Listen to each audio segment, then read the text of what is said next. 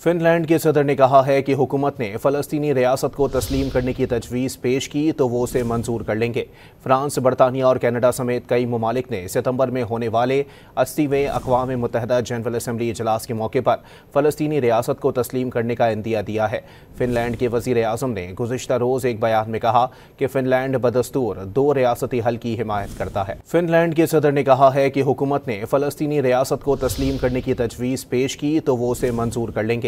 France, बरतानिया और Canada समेत कई ममालिक ने सितंबर में होने वाले 80वें अक़वाम मुत्तहिदा जनरल असम्बली इजलास के मौके पर फ़लस्तीनी रियासत को तस्लीम करने का इंदिया दिया है। फिनलैंड के वज़ीर आज़म ने गुज़िश्ता रोज़ एक बयान में कहा कि फिनलैंड बदस्तूर दो रियासती हल की हिमायत करता है। फिनलैंड के सदर ने कहा है कि हुकूमत ने फ़लस्तीनी रियासत को तस्लीम करने की तजवीज़ पेश की तो वो उसे मंजूर कर लेंगे। फ्रांस, बरतानिया और कनाडा समेत कई ममालिक ने सितंबर में होने वाले 80वें अक़वाम मुत्तहिदा जनरल असम्बली इजलास के मौके पर फ़लस्तीनी रियासत को तस्लीम करने का इंदिया दिया है। फिनलैंड के वज़ीर आज़म ने गुज़िश्ता रोज़ एक बयान में कहा कि फिनलैंड बदस्तूर दो रियासती हल की हिमायत करता है।